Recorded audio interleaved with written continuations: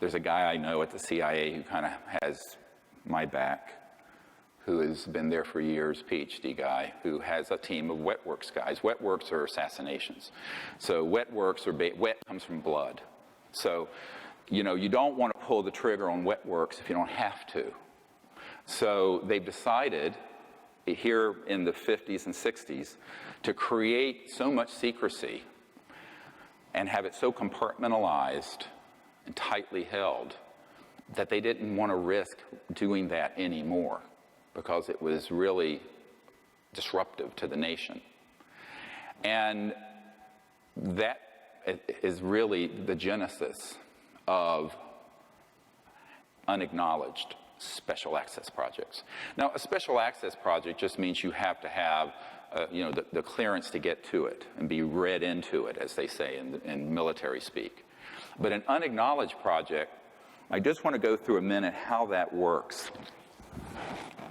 Let's say that this gentleman is a 4-star general, and I'm a colonel. I made you a 4-star general. But I'm in an unacknowledged special access project dealing with this or some other subject. It can be other things as well. If I am in an unacknowledged project, I am told, and I have one of my most senior military advisors has been in multiple of these. He was in one project that was $2 to $3 billion.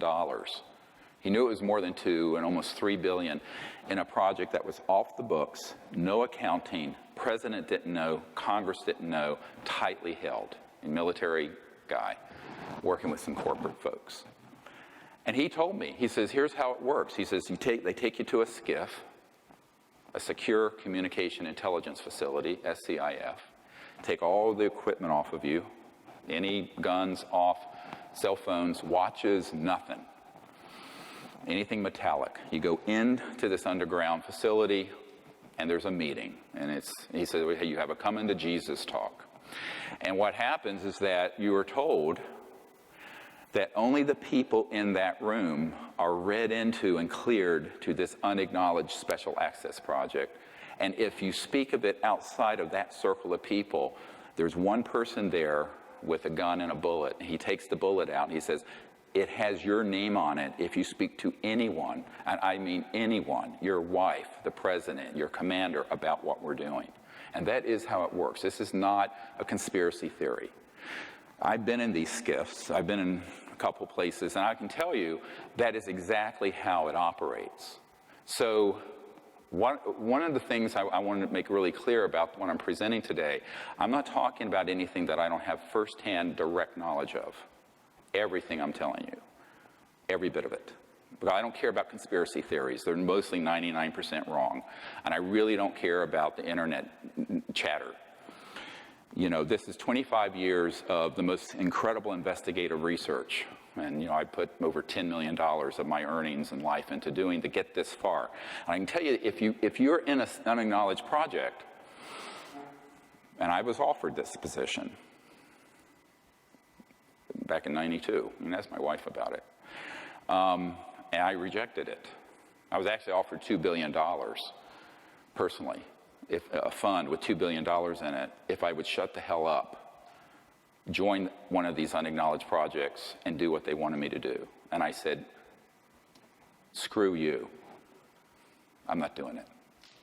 But that's what was offered. And that's when $1 billion was a lot of money back then. Now, you know, they're minting a billionaire every week in Silicon Valley. But, you know, in 1992, $2 billion was a lot of money.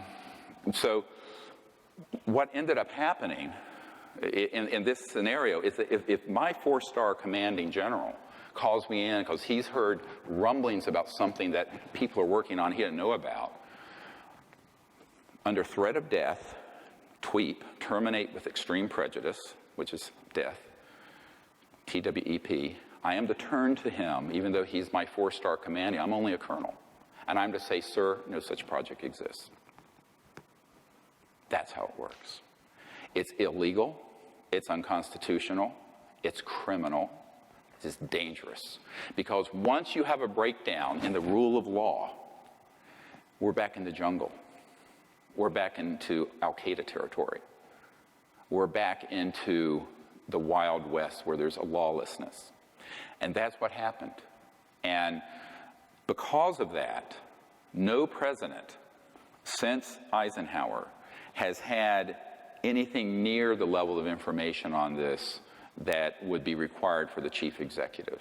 Most CIA directors haven't. There are a few who have and a few who haven't. And I'll tell you a little bit about why that's the case in a moment. Who's been in and who's out? Dick Helms was in, Woolsey was out. It's a long story, but I mean, I'll try to cover it. I mean, you guys are going to get more information. It's going to be TMI, too much information by the end of this. But this is why I'm doing this today, is that I want to leave a record of everything I've learned that's critical for the public in case, you know, I'm 60 now, so who knows what will happen to me. So it's important to leave this. But if you're the president, don't assume that you have an all-access pass. The presidential daily briefing doesn't have anything really that critical in it, and almost never this subject. By the time you had Johnson come around, and then you had Nixon, and Nixon, by the way, was vice president for Eisenhower. Nixon actually was pulled in as head of the Space Committee. The vice president sits as chair of the Space Committee, into Majestic. This group, MAJIC, M-A-J-I-C, is actually what it's called. It's the Majority Intelligence Committee, M-A-J-I-C, it's the proper term. And MAJIC tapped Nixon, and he thought as president, he would be the guy that would disclose this, because he thought it was time, and he finally became president after Jack Kennedy, he felt, swindled him out of the presidency in 1960. And then, of course, Lyndon Johnson inherited the presidency in a sense after the assassination, had one term, part of another, the rest of Jack Kennedy's term. But Nixon thought, well, okay, I'm going to do this. And so a little thing called Watergate happened. Everybody remember Watergate? Those of you too young to remember, it was the break-in over here at this office in a luxury apartment on the Potomac. And it was a bag job. Bagmen went in and broke into the Democratic National Committee offices to get lists and information, and Nixon ended up covering it up. I mean, it's kind of standard operating procedure. You know, it's like it wasn't really that big of a deal in the sense that it happens all the day, you just don't know it. But there was a guy named Woodard who was ONI. Office of Naval, you know, Bernstein, Woodard and Bernstein, look it up. And Office of Naval Intelligence is where he came from. And suddenly this young reporter has this deep throat. Well, he had an ONI guy give him the information, Office of Naval Intelligence, because Nixon was planning to blow the lid off the secrecy. And the way they took him down was by impeachment rather than by a bullet. That's actually why Nixon was impeached. Now, he did do the Watergate, and he was a crook. But, I mean, I would say most politicians have engaged in such things. I know I'm a bit cynical about it, but, you know, it's not that unusual for dirty tricks and oppo research to be done against someone else, and you have someone go and steal something or rifle through trash to get dirt on someone, and that's what they were doing. And in this case, it was a break-in, so technically it was illegal, and then he covered it up and he got impeached. But the real reason why that became such a big scandal and the shit hit the fan was that this ONI guy, Woodard, had a source that he worked who had the actionable intelligence on what really happened, and there goes the president. And of course, you know, we had Ford, who was a part-term, time guy, and he had a CIA director, Bill Colby, who was a member of MAJIC. Bill Colby, I'm giving you like a 50-year history real quick. Is this good? You know, you need this, huh? Colby, and by the way, Nixon had a guy named Dick Helms, who did not want me to talk about this at all, and said as much to someone who is part of a group, and that woman is in this room today. But what ended up happening with Colby is that as he got older, he was very, very upset. And William Colby, CIA director, who was involved to an extent in the MAJIC operations, decided that it was really terrible what was happening to the country. And he's a very patriotic man. He was up there in years, and he decided to defect as a lone wolf, but an unacknowledged lone wolf. And this is why I'll never allow this again. So let me tell you what really happened to Bill Colby. Bill Colby, reached out to me through his best friend, a colonel who I will not name, is still living, and an elderly man, but a full bird colonel who had been in MAGIC, this committee, that majority intelligence committee that oversees the UFO issue. And he wanted, Bill Colby wanted to bring forward the technologies, not the things that fly, but an energy technology based on these classified operations, and some seed money, about $50 million in, I guess, kind of gray area seed money to my group so we could bring these technologies out and end the oil and global warming and the poverty and all of that. Now, the person who approached me, a member of my board, and this colonel, wouldn't say who the client was. They were going to set up a secret meeting. I said, I think it's safer if I know who he is. They said, why? I said, because I can put him into a security system. He says, what do you mean? I said, not knowing is dangerous for him. They said, no, he won't do it that way. So I said, okay. So I'm working full-time as a trauma doctor, emergency doctor, and we're setting that up. And the week before I'm going to meet with this former CI director, they find him floating down the Potomac River, made to look like an accident, and he was assassinated. And it was tragic. And I said, I will never do this again. I felt terribly guilty. And his best friend came to my best friend's funeral, Sherry Adamak, who had been helping me for years and who was one of 3 of us who mysteriously got metastatic cancer the same month. Simeon, I think you knew Sherry. And this colonel came to her wake. And he just looked at me. He says, we can't look back. We have to keep putting one foot in front of the other, even though we both have had horrible losses. Yeah. So we did. We kept going. And, you know, when Bill Colby was killed, I thought at that point, well, his game is over. You know, from 94 until now, I was about to give up on everything. But anyway, very, very difficult emotionally and very difficult physically to carry this for, 25 years. But, I figured this is the pearl of great price. You don't throw this one back in to the water. I mean, this is huge. So we decided we would just continue marshaling our energies and go forward. But we knew that we couldn't do anything like that again. It had to be open. I mean, I had to know, and to the extent things could, none of this skullduggery, because the secrecy is their domain. If you go to the National Reconnaissance Office, the super secret spy agency that runs all the satellites, above their entrance it says, we own the night. You can Google it. And I always say, we need to own the light.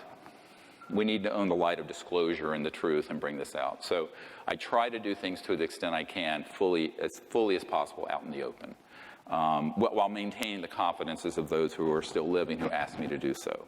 But, and that's why I'm giving you this much information today. The other thing to remember about how Colby's demise evolved was that he was going to make a run at one of the big central reasons for the secrecy, which I'll get into in a moment. And that's the technology. This is a big science and technology story. Because imagine bringing out a technology that would sit on this podium, that would run your house, pulling energy from what's been called the zero-point energy field, that never has to be rebooted for fuel. It's pulling it out of the fabric of space-time.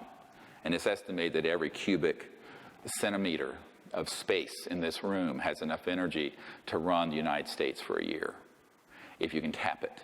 And it has been tapped.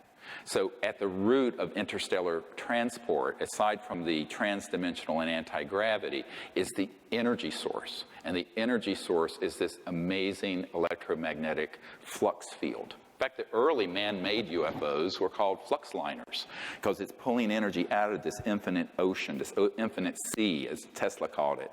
Professor Dirac called it the Dirac Sea, but it was this infinite field of energy that is at the root of space-time, embedded within space-time. And so bringing out something like that would, of course, immediately make oil, gas, coal, ExxonMobil, cars, internal combustion engines, jet engines, rockets, diesel, ocean liner engine, everything you can think of that we use would be obsolete and would be retired very quickly. Now, what I just named is several $100 trillion in mineral assets and infrastructure, because we also wouldn't need a public utility. Every car and home would be self-sufficient unto itself. I mean, it is a whole new world. Now, we could have had that world before I was born, and we don't have it yet. And as a result, we've decamped in the Middle East with our hegemony, and now we're facing World War III. So there are consequences to this kind of secrecy, unintended, and some are intended. But the unintended consequences are really about blowing back on us hard right now, both physically, geophysically, environmentally, geopolitically, and militarily. It's a very dangerous thing to thwart the development of normal technologies to be used for peaceful purposes. Now, that's the big caveat. Use them for peaceful purposes. Now, eventually, one of the things that happened along the lines of this was, how do we keep all this secret? Well, wet works kill people. Compartmentalization, unacknowledged special access projects. Nobody outside the project knows. A big one is ridicule. I have a document from 1950s where they talk about engaging Disney Studios, which had done a lot of the OSS propaganda films in World War II. And Walt Disney was an asset of the CIA. And believe it or not, I mean, everyone thinks of cartoons, but so they engaged Disney Studios to make Flying Saucer and Little Green Men films, ha ha ha. And it ridiculed the subject so that respectable people would say, well, you're a kook if you're dealing with UFOs and the ET issue. And that was done deliberately, and this was part of what I referred to in that earlier document, the psychological warfare value of the subject. How do you create the psychological nexus so that the subject becomes subject non grata? Like a persona non grata. It's a subject non grata. It's unwelcome. It has ridicule associated with it. And an Air Force major told me, who's one of our Disclosure Project witnesses, who was present when we shot and killed an ET on the tarmac at McGuire Field there in New Jersey. His testimony is quite riveting if you've read the materials. And he was saying, look, really the way this has been kept secret more than anything is just sheer ridicule. Nobody wants to be laughed at. Everyone's concerned what their friends might think. Because, where's the tinfoil hat you're supposed to be wearing? So this ridicule got ramped up in 1953 in the psychological warfare programs. So by the time, we came on the stage, we're 50, 60 years into a hole of ridicule and denial and countermeasures and everything else that, how do you fix this? It's very difficult because most reporters and media people don't want to be ridiculed, nor do scientific and people and professors and government folks. I mean, there's so many people in the Congress I've met with, very interested, know this is real. I'll say, will you hold a hearing on this? They go, oh, no. It'd be the end of my career. I'd be the laughing stock. I'd be Senator Moonbeam or Congressman, Tinfoil Hat or whatever. So that ridicule, which was ramped up in the 50s, has been very effective, incredibly effective. And that's one of the hard problems I've faced as well. Although, as a medical doctor, luckily I was known as a very good emergency doctor before I got on Larry King Live and started doing stuff like this. But if it had been the other way around, I probably would have never been hired. Really, so I was careful in my timing because I did have a family of 4 children to support. Luckily, they're all out of college